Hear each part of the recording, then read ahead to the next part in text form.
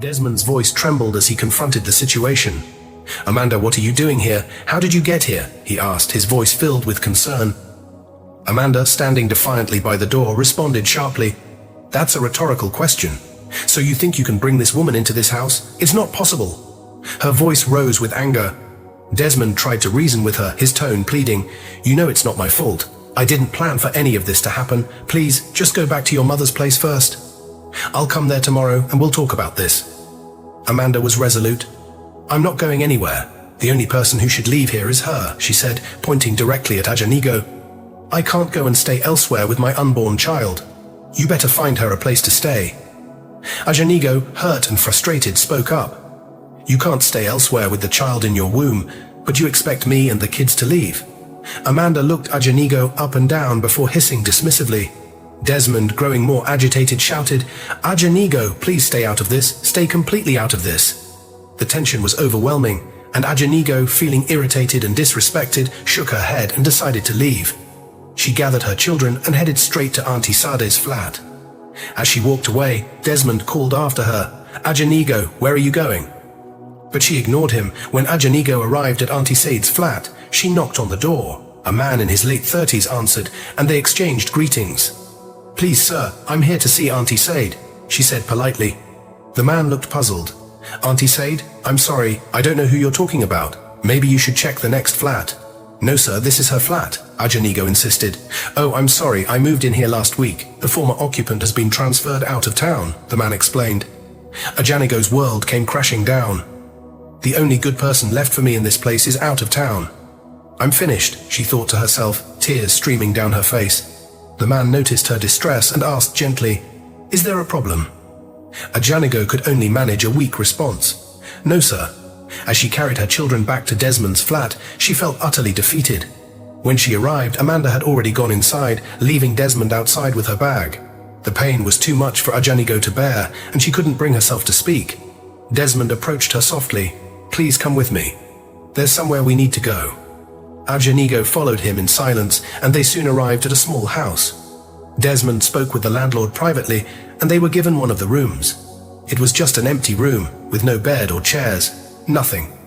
Ajanigo opened her bag, spread one of her wrappers on the floor, and laid her children down. Desmond left, returning a few minutes later with a plate of food. "Here," he said, extending the plate to her. Ajanigo's anger boiled over. "Put it on my head, you ungrateful human. I gave you my heart, my time, and my virginity. Yet you treat me this way, all because of that call girl you call a girlfriend," she thundered. "How dare you call her a call girl? What's your choice of words?" Desmond yelled back. "Isn't she a call girl? Compound fool," Ajanigo retorted, her voice full of fury. Desmond, enraged, approached her, intending to slap her, but Ajanigo grabbed the plate of food and threw it at him. He stared at her in disbelief. "You think this is the Ajanigo you used to know? You've dragged the tail of a tigress. Enough of my calmness," she shouted. Desmond left the room in a hurry, and Ajanigo broke down in tears. "I don't want to be this way because of a man. This is not me. God, please restore my sanity," she prayed silently. Later, as she drifted off to sleep, she had a vivid dream. She was crying, sitting somewhere when a man dressed in white approached her. It was Baba. "Nigo, my child, I'm so sorry for all you're going through. I want to assure you that even in death, you're still very precious to me. Pack your bags and carry your kids." A continuous knock on the door jolted Ajanigo awake. It had all been a dream. The room was dark, and she quickly checked her watch. It was a few minutes past 11 p.m. Thankfully, there was electricity. The knocking persisted. "Who is it?" she asked, summoning the courage to speak. "It's Desmond," came the reply. Ajanigo hissed, contemplating going back to sleep, but a nagging thought made her open the door. Desmond didn't wait for her to fully open it before squeezing himself inside. "Ajanigo, please, we need to go back to the house," he implored. "God forbid, I can't go back to that house with you." "Go back to your lunatic girlfriend," she retorted. "Please come with me. Look, we saw Baba's ghost in the bedroom. He didn't say anything to me, but I already understood the message," Desmond explained, his voice shaking. Ajanigo let out a thunderous laugh.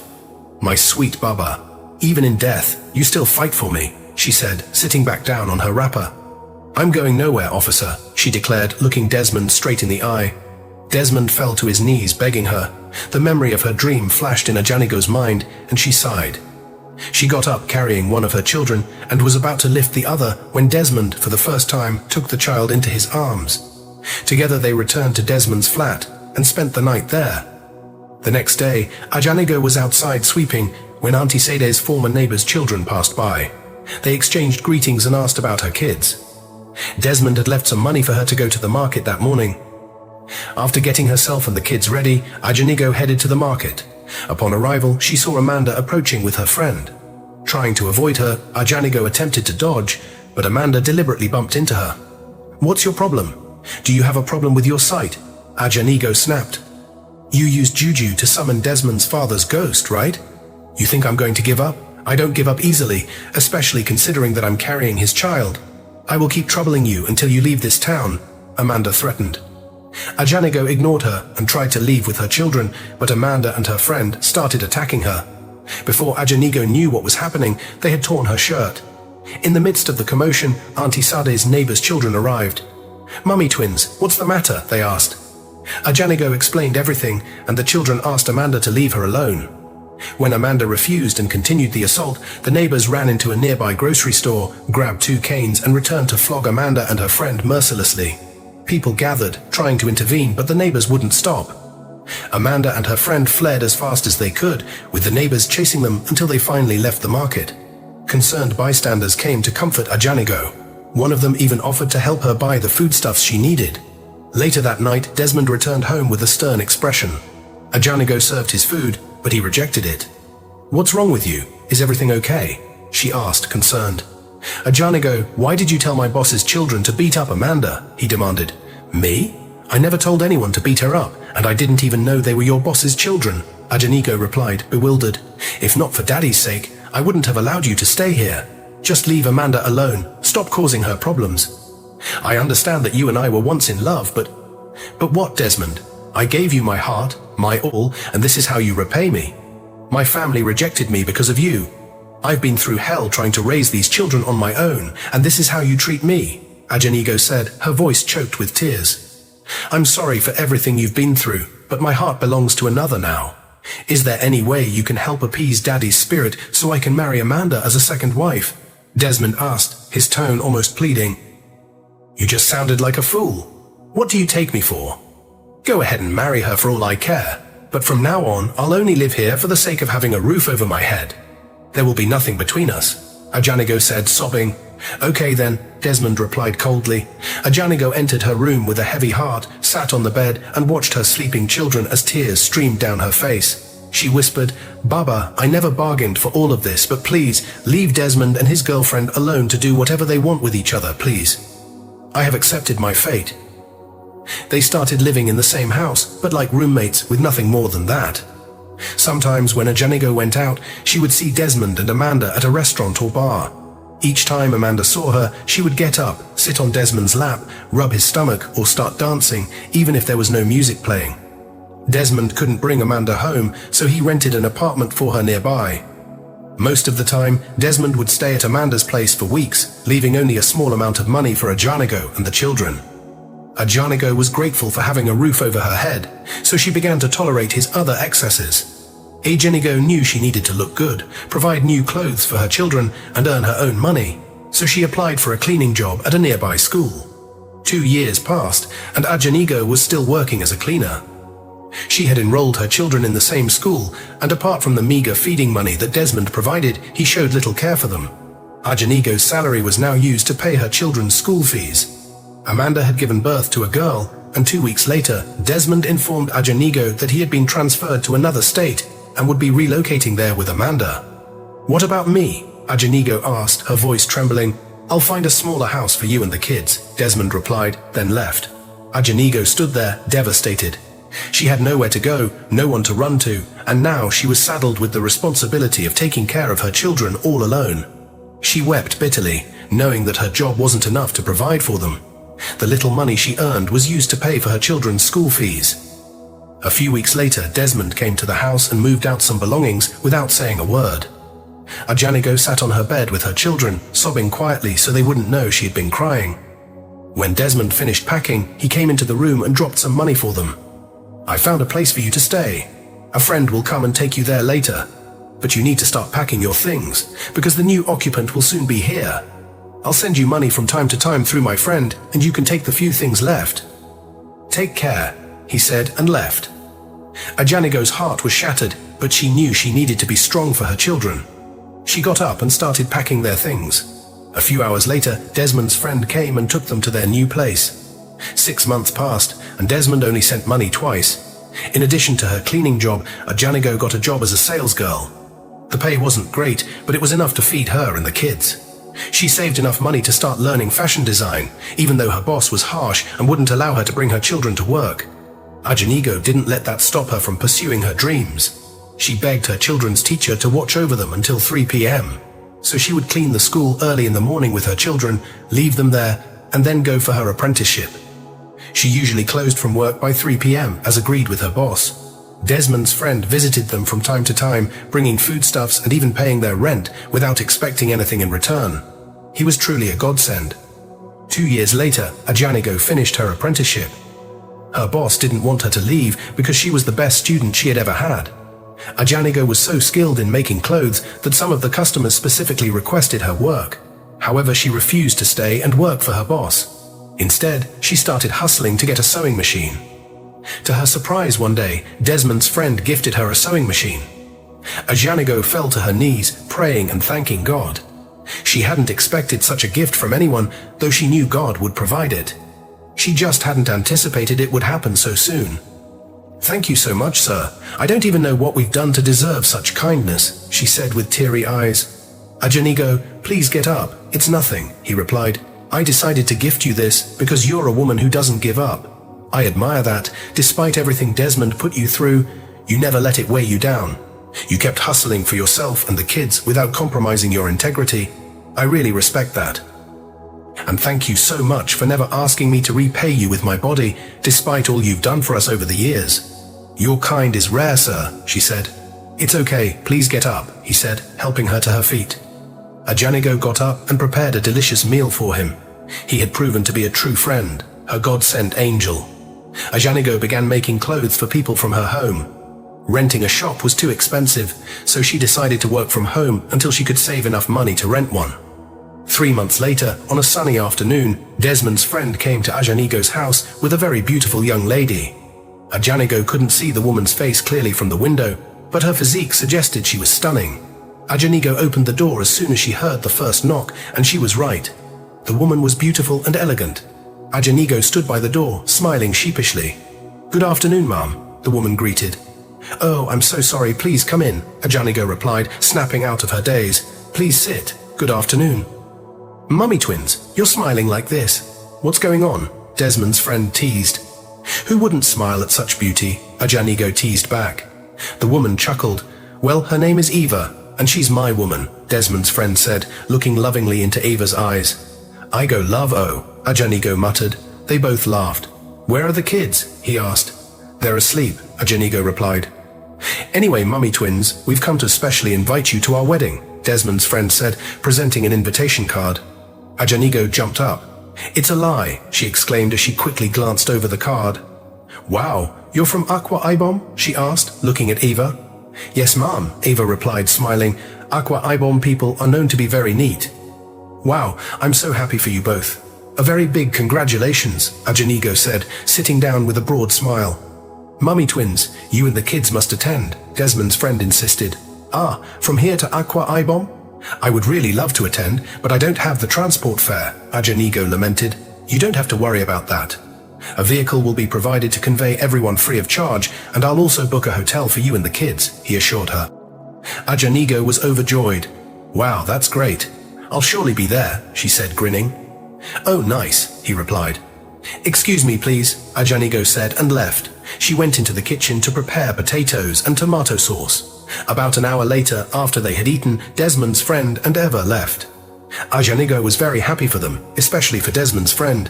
He deserved all the happiness in the world. The day before the wedding, Ajanigo and her children left for Akwa Ibom. Desmond's friend was overjoyed to see them and took them to the hotel where they lodged, ordering whatever they wanted to eat before leaving. On the wedding day, Ajanigo dressed in her best. While her clothes weren't expensive, she and the kids looked presentable. They left for the church service and sat inside. After a few minutes, Ajanigo turned and saw Amanda looking at her from afar. Amanda was sitting with Desmond, but she didn't look like the Amanda Ajanigo used to know. She looked old and unkempt. Ajanigo quickly turned away, ignoring Amanda's gaze. After the church service, they went to the reception and sat under a canopy. "Hi," Ajanigo heard from behind. She was about to respond without looking, but then decided to turn around. To her shock, it was Desmond holding one of her children. "You look beautiful," he said, smiling. "If you don't let go of that girl's hand this minute, I'll show you what Kogi madness looks like," Ajanigo thundered, pulling off one of her shoes. Desmond quickly withdrew his hand. "Come on, Ajanigo, it's just a harmless high," he said. "You must be abnormal for saying that. Will you disappear from here before I decorate your body with my teeth?" she yelled. Desmond turned and left without another word. Ajanigo quickly picked up her daughter and made her sit on her lap, while she held her son very close. It was time for the presentation of gifts. People from different places were stepping forward to present theirs, and among them a woman caught her eye. Someone who looked strangely familiar. She quickly stood up, holding her children by the hand, driven by curiosity. She made her way to where the woman was sitting, and as she got closer, she couldn't believe her eyes. It was indeed her. Tears welled up and began to stream down her cheeks, tears of joy. She moved a little closer, pausing again as the emotions overwhelmed her. "Auntie Shade," she called out. The woman turned and saw her. Immediately she jumped up, rushing over with excitement, screaming in joy. People around them began to stare, but neither of them cared. They were too happy to see each other. Auntie Shade lifted her off the ground with surprising strength, her feet dangling in the air. When she finally set her down, they both burst into laughter. A military woman is always a military woman after all. "Ajanigo," Auntie Shade exclaimed, her eyes scanning her from head to toe. She bent down to scoop up Ajanigo's kids into her arms. "Is this really you? I don't understand. What happened?" she asked, looking deeply into Ajanigo's eyes. "I don't understand, Ma," Ajanigo replied, smiling through her tears. "You look so good. Did you end up settling with Desmond or what?" Auntie Shade queried. "Settle with Desmond? God forbid." "Auntie Shade, a lot has happened. All I want to do now is thank God that I survived," Ajanigo replied, her tone turning somber. Auntie Shade gently placed the children down and took one of their hands. Come, tell me about it," she said, pulling Ajanigo by the hand. Ajanigo held her other child's hand, and together they followed Auntie Shade. She opened the door of a car and gestured for Ajanigo to sit. "Auntie Shade, you have a car now?" Ajanigo asked in surprise. "Oh yes, I do. I also got a promotion," Auntie Shade replied, grinning.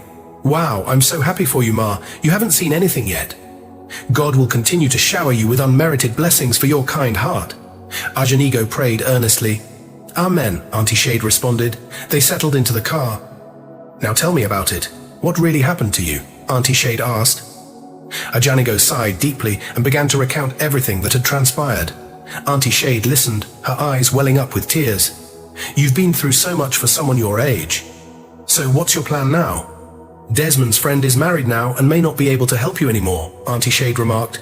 "Well, I make clothes from home for now. We'll survive on that. My main problem now is getting a shop," Ajanigo explained. "God will send help," Auntie Shade prayed. "Amen, Ma," Ajanigo replied. Auntie Shade opened her bag and took out her phone. "Do you even have a phone?" she asked. "No, I don't. But I'm hoping to get one soon, after I've secured a shop," Ajanigo answered with a smile. "Seriously? You need a good phone so you can take pictures of your designs," Auntie Shade said, looking at her thoughtfully.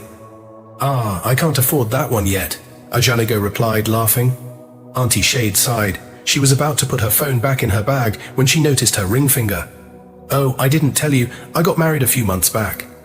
I was so eager to hear your story that I forgot to mention it," she said, smiling. "What?"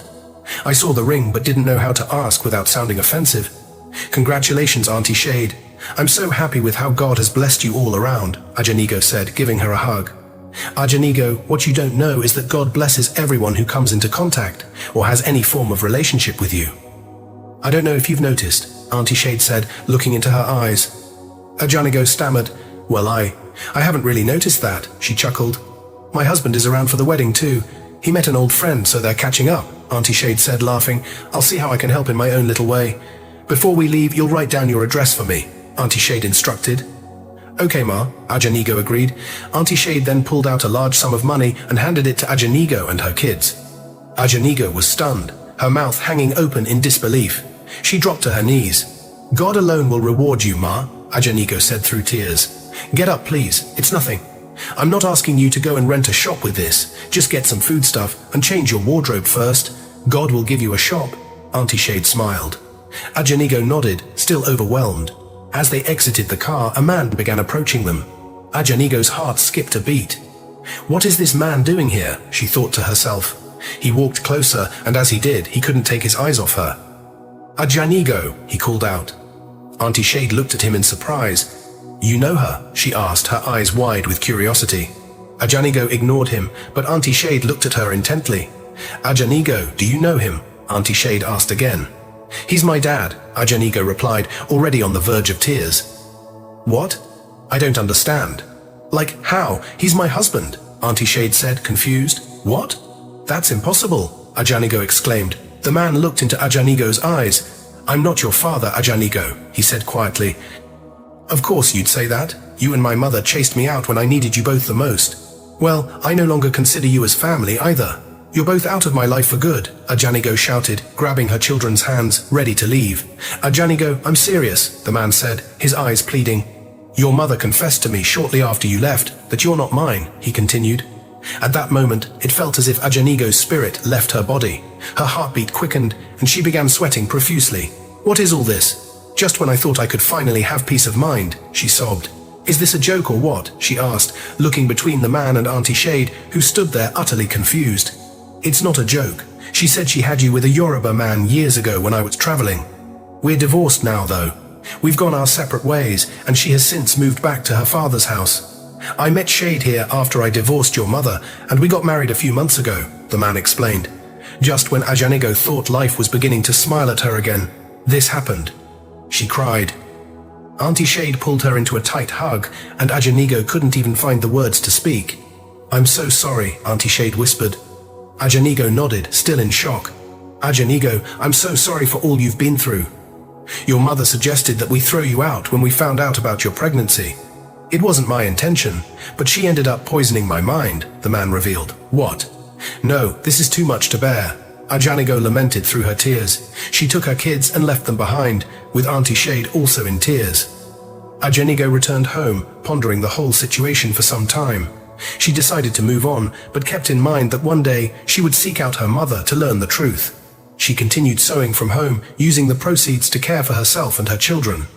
A few months later, one afternoon, while she was lying down, she heard a knock on the door.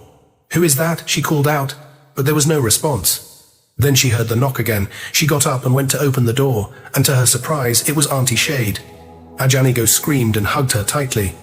Wait, I didn't write down my address the last time we met, so how did you find me? Ajanigo asked. Desmond's friend gave me your address. What are you doing? Where are the kids? Auntie Shade asked. Nothing, just lying down.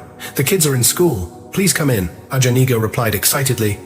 Okay then, no, please come with me. Let's go somewhere, Auntie Shade said. Ajanigo quickly locked her door, put on her shoes, and went after her friend. You mean you drove all the way here from your base? She asked, surprised to see the car. Yes, oh, call me Superwoman, her friend responded, and they both laughed. Ajanigo had two neighbors who constantly mocked her situation. They would sit in front of the house and gossip from morning till evening, every day. Whenever they saw her, they would whisper to each other and laugh hysterically. But on this particular day, when they saw her with Auntie Shade, they were stunned. They knew Auntie Shade as a high-ranking military officer and could never have imagined that Ajanigo knew someone of her status. Welcome, Ma, they greeted hastily, bowing their heads in respect. Auntie Shade acknowledged their greeting, and they walked past the neighbors to her car before driving off. They soon arrived at a large, beautiful shop with glass doors. One day, I'll own a shop as beautiful as this. This place is too beautiful, Ajanigo remarked as they approached the shop, but Auntie Shade only nodded. When they arrived at the shop, Auntie Shade opened it. At first, Ajanigo thought they were there to meet someone. Nigo, my angel, this is your shop, Auntie Shade said, raising the keys and placing them in Ajanigo's palms. Before she could say anything, Auntie Shade opened her bag, pulled out a big phone, and handed it over to her. Ajanigo fainted. Ajanigo! Ajanigo! she heard faintly as she began to regain consciousness. When she opened her eyes, she found herself on the floor with 4 other people standing around her. One held a bowl of water and another had a bottle of water. Her clothes were drenched. She looked up at Auntie Shade. "You scared me," Auntie Shade said, her voice trembling. Ajanigo burst into tears. "Auntie Shade, what have I done to deserve this kindness from you?" she asked, still crying. Auntie Shade bent down, gave her a tight hug and helped her stand. Ajanigo's legs trembled as she stood, and she hugged Auntie Shade again. "Thank you so much, Ma. May God reward you," she said through her tears. "It's okay, Ajanigo. You're like the daughter I never had," Auntie Shade replied. Auntie Shade then brought out some money from her bag and gave it to the people who had helped revive Ajanigo. They thanked her and left. "This one that you fainted on seeing the shop, there's something some guys are supposed to deliver today, but I'll ask them to wait until tomorrow. Let me go back to my base first before you see it, so you won't faint again, oh," she teased. Ajanigo smiled. "What is it again?" she asked. "Just a few things for you," Auntie Shade replied. Ajanigo sighed. "You're an angel. Your heart is too pure and good. I don't even know how to thank you for your kindness. God will meet you at the point of your needs, and may you never know a better yesterday," she prayed. "Since the last time I met you until now, I can't even count how much God has blessed me by showing kindness to you and the kids. When you give, God has a way of multiplying it back to us. Besides, when you see someone in need, try as much as possible to always show them love and kindness. This world would be a better place if each and every one of us started helping the needy around us," Auntie Shade said. Ajanigo sighed and nodded. "So, I need to start going back now," Auntie Shade said, smiling. "To where? At this time of the day?" Ajanigo questioned. "Please, let's go to the house so you can wait until morning before going back." "It's getting late," she pleaded. "At least before 10 p.m. I'll reach." "Don't worry yourself," Auntie Shade assured her. "No, please, let's go to the house so you'll wait until morning," Ajanigo insisted.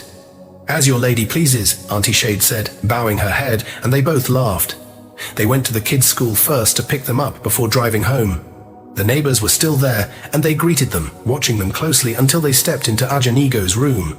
A few minutes later, Ajanigo went into the kitchen to prepare something for Auntie Shade to eat, as the kitchen was at the back of the house. The neighbors approached her. "Mummy twins, well done, oh," one of them greeted. "Is that woman your auntie?" the other inquired. Ajanigo looked at them, surprised by their sudden interest, as they had never initiated a friendly conversation before. "No, she's a friend," she replied, then continued with her task. "Wow, we know her. She used to work here," one of them said, but Ajanigo just nodded and ignored them. They stayed in the kitchen with her, discussing and laughing, but she continued to ignore them. After finishing her cooking, Ajanigo returned inside. After they had eaten, one of the neighbors came knocking on her door for the first time. When Ajanigo answered, she entered quickly, smiling broadly as she greeted Auntie Shade, and then turned to Ajanigo. "Mummy twins, please. I came to ask if you have matches," she said, scratching her head. Ajanigo looked at her surprised. These neighbors had never asked her for anything before. Instead, they would sit and laugh at her every time she passed by, but she never once confronted them. She got up, brought out a box of matches, and handed it to her. "No, please, just give me 2 sticks," the neighbor said. "Don't worry, you can keep the box," Ajanigo replied, smiling. "Thank you so much," the neighbor said and left, still smiling. Ajanigo and Auntie Shade talked and laughed for hours before finally retiring to bed. Early the next morning, Auntie Shade woke up, took a bath, and embarked on her journey back to her base. A few hours later, Ajanigo and the kids dressed up and left for their new shop. The sight of it filled Ajanigo's heart with great joy. It was a beautiful sight to behold. She knelt before her children. "Auntie Shade got this beautiful place for us. So each time you pray, always pray that God should bless her with much money and beautiful things, okay?" They both nodded. Through the glass door, Ajanigo saw a truck parked outside the shop. She went outside to find out what was happening when 3 guys got out of the truck. "Good day, madam," one of them greeted. "Good day, sir," she responded. "Are you Miss Aja Nigo?" he asked. She nodded.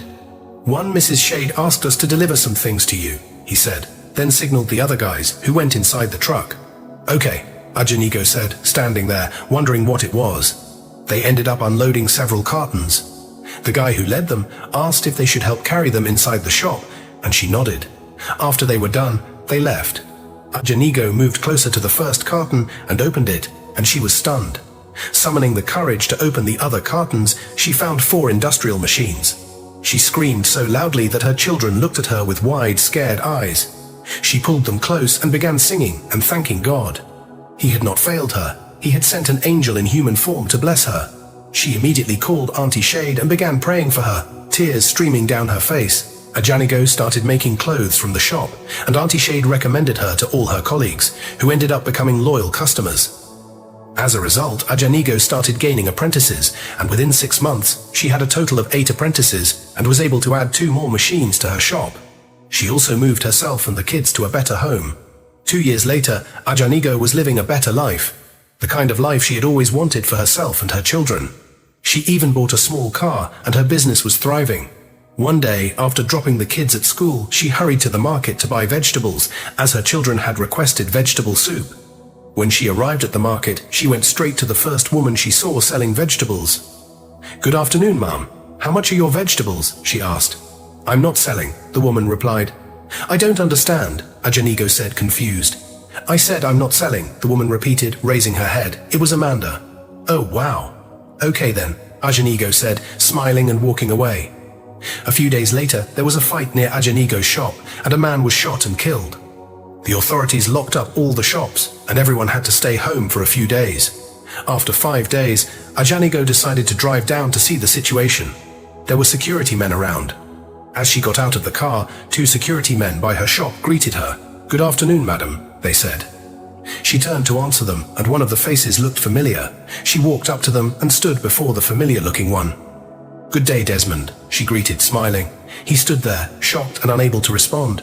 Ajanigo greeted him with a smile, but when he didn't answer, she turned to the other military officer. "Good day, sir," she said, and he nodded in return. Ajanigo hadn't planned on opening her shop that day, but upon seeing Desmond, she confidently walked over, unlocked the door, and spent a few minutes inside. When she came back out, she paused to glance at the sign above her shop that read, "Nigo Stitches." She smiled, then walked back to her car and drove away, laughing to herself. Desmond remained rooted to the spot, still unable to say a word. As she drove off, she wondered if Desmond had been transferred back to the area. A week later, one of Ajanigo's apprentices informed her that someone was outside asking for her. To her surprise, it was Desmond. "How may I help you?" she asked, her tone sharp. "I want my children," Desmond replied, his expression unyielding. "You must be mad," Ajanigo thundered.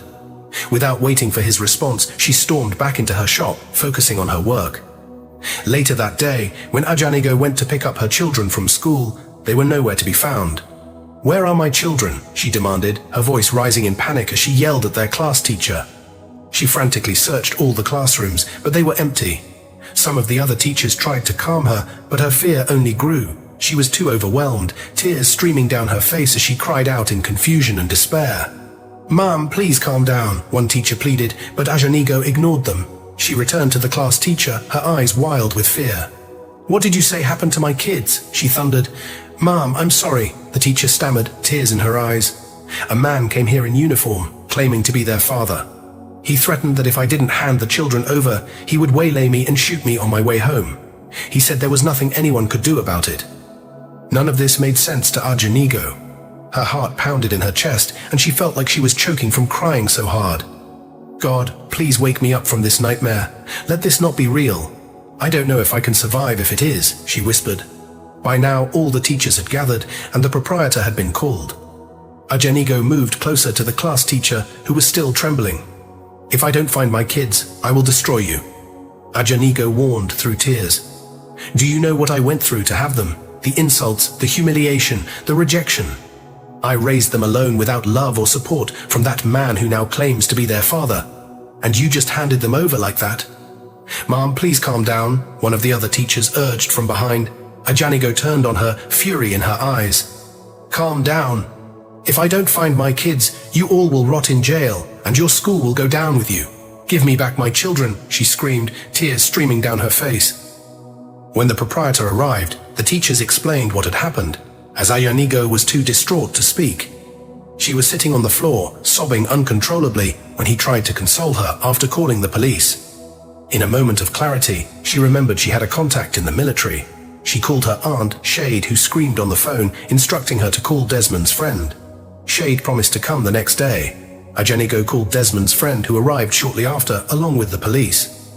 The class teacher was questioned and taken into custody. Ajanigo explained how Desmond had threatened her earlier that day.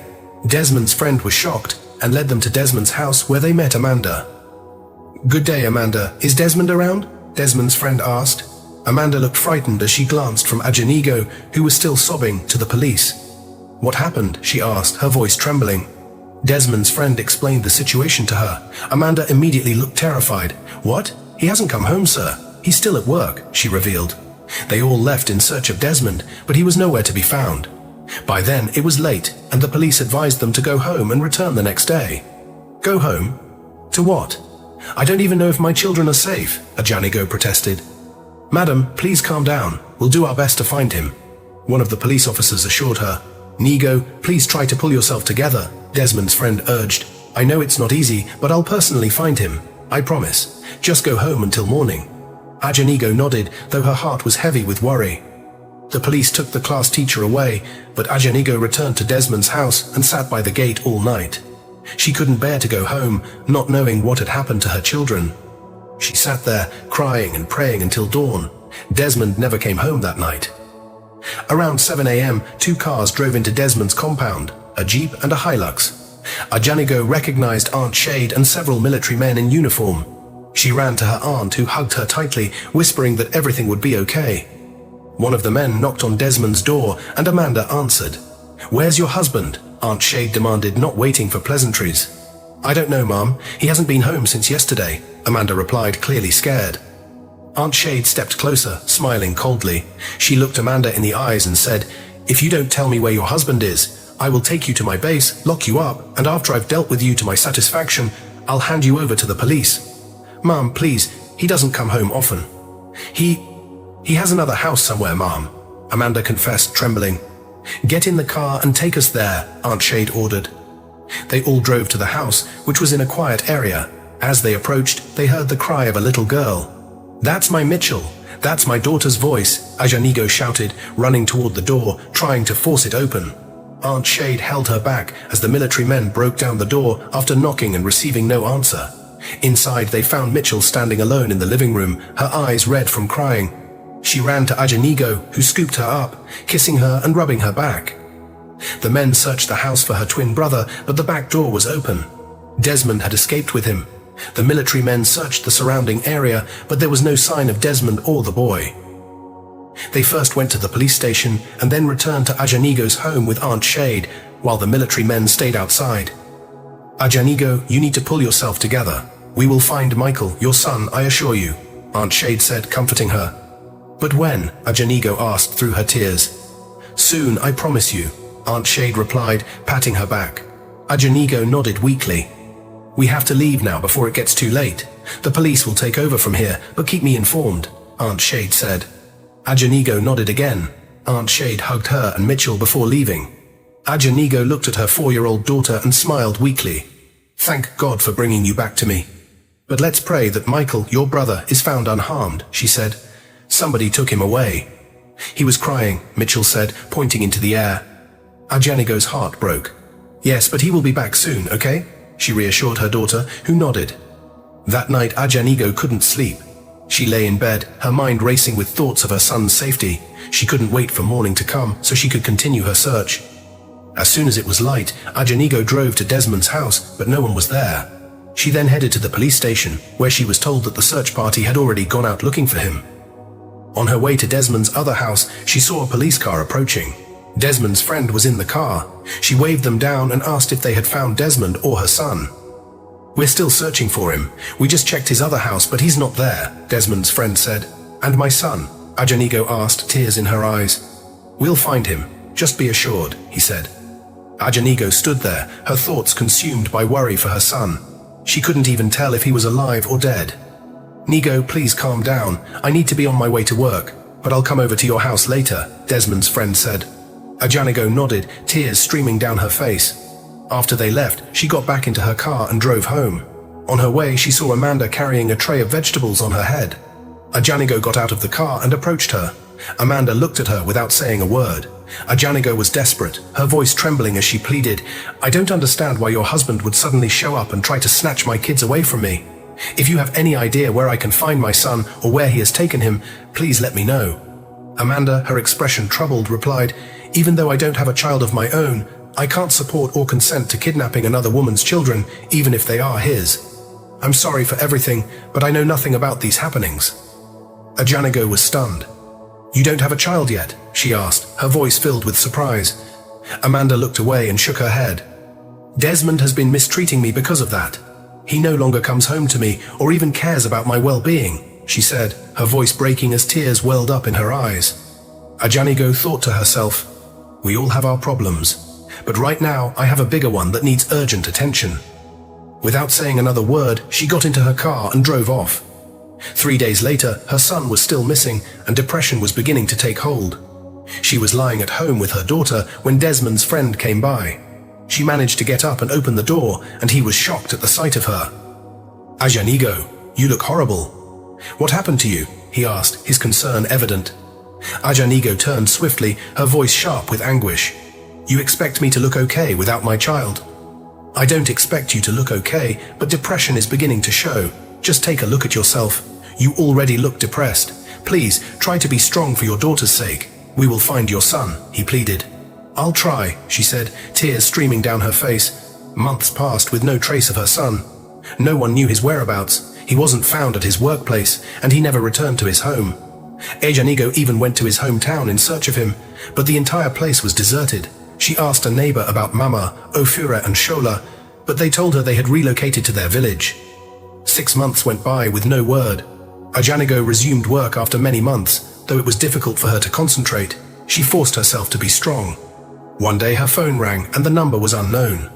She answered cautiously. "Hello," she said. "Good day, madam. Am I speaking with Miss Ajanigo?" A woman's voice inquired. "Yes," Ajanigo replied. "My boss, Mrs. Shade, asked me to call you. She had an accident this morning and is hospitalized," the voice said. "Jesus," Ajanigo screamed, her heart racing. She quickly asked for the address, which was sent to her via text message. Rushing home, she picked up her daughter from school. Unable to drive to the hospital due to the distance, she took her daughter to the park and boarded a vehicle. When they arrived, they headed straight to the hospital. Auntie Shade was lying unconscious on the bed, and Ajanigo stayed with her. On the 3rd day, Auntie Shade opened her eyes, and after about 2 weeks, she was discharged. Ajanigo informed Auntie Shade that she needed to return home because her daughter's exams were coming up. Auntie Shade understood and gladly granted her wish. On their way home, their vehicle developed a fault, and everyone had to get out while it was being fixed. As they waited, Ajanigo noticed a middle-aged woman walking towards them with a tray of oranges on her head. "Mama," Ajanigo called out, recognizing Desmond's mother. "Thank you very much for watching. We have one more amazing episode to go. If you've enjoyed the story so far, please drop a comment below. Don't forget to like, subscribe, and turn on the bell notification so you won't miss any updates. Thank you, and remember, we love you."